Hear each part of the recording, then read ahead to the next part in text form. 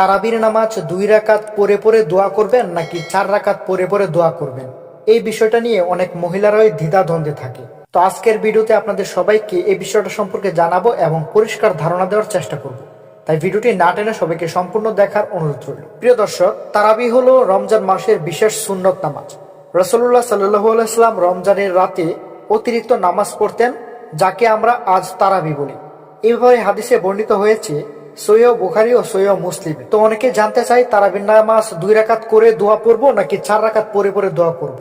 তো এই বিষয়টা নিয়ে অনেক মহিলারাই দ্বিধাদ্বন্দ্বে থাকে। তো সেই বিষয়ে বলা যায়, দেখুন, ইসলামী শরীয়ত অনুযায়ী তারাবি নামাজ 2 রাকাত করে পড়াই উত্তম। হাদিসে এসেছে রাসূলুল্লাহ সাল্লাল্লাহু আলাইহি সাল্লাম বলেছেন, তারাবি নামাজ 2 রাকাত করে করে পড়াই উত্তম। সহিহ বুখারী।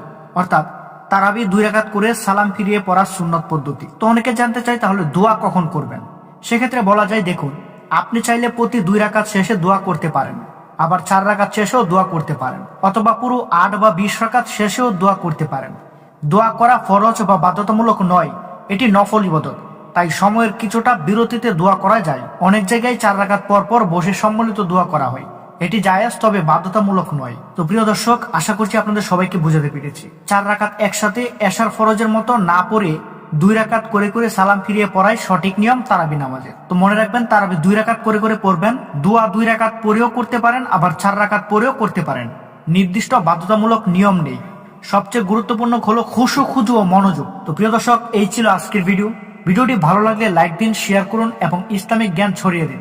কমেন্টে লিখুন আপনি কত রাকাত তারাবি পড়েন। আল্লাহ আমাদের সবাইকে সঠিকভাবে তারাবি আদায় করার তৌফিক দান করুক। আমিন।